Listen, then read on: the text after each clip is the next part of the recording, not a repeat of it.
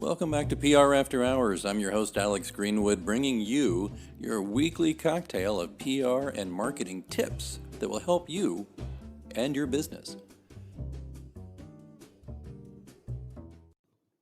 Hey, we'll get right to it after this message. Hello, listeners. It's me, Alex, from PR After Hours. I hope you're enjoying the show so far. And I wanted to talk to you just for a moment about the way I get this show right into your earbuds every week. It's because I use Anchor FM. Now, I've told you previously that I've been podcasting since 2006, back when we used stone knives and bear skins and a couple of Dixie cups and string.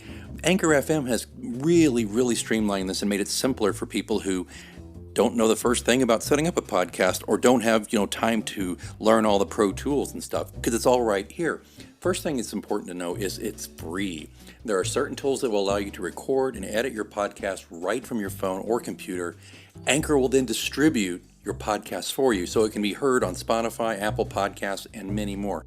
That's huge.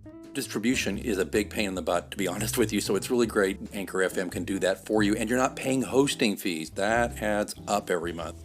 It's everything you need to make a podcast all in one place. So download the free Anchor app or go to Anchor FM to get started, and be sure to join me in the virtual cocktail lounge on PR After Hours.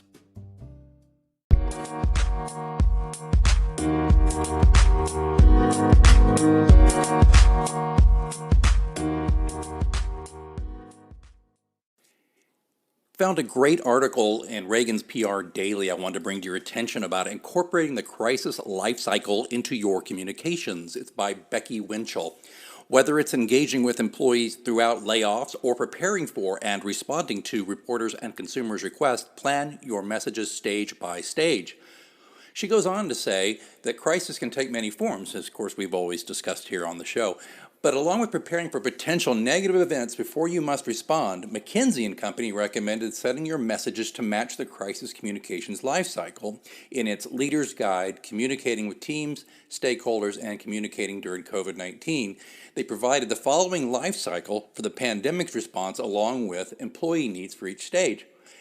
And there's this great graphic that I'll draw your attention to. The link will be in the show notes, but if you look at this thing, you can see how the life cycle works, and it's illustrated so well in that graphic. So I want you to check out the link. And as Becky says, whether your crisis comm life cycle is brief or lengthy, you should focus on what matters most in the current moment.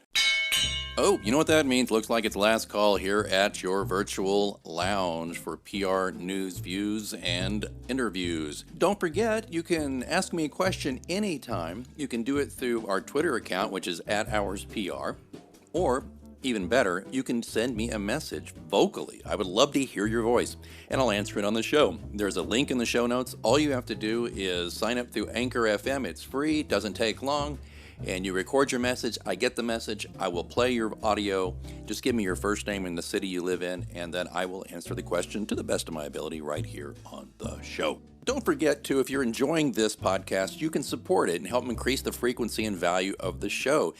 Just consider being a sponsor for your brand or your agency or just yourself because you're like, I like this show. Or just drop a few coins in the virtual tip jar. Either way, there's links in the show notes. Please check that out. All of that, of course, being in the show notes where you're listening right now or at prafterhours.com. I see that they're turning up the lights. Last call is over, and I've got to clean up this virtual lounge. And until next time, I'm Alex Greenwood, and you've been listening to PR After Hours on Anchor FM.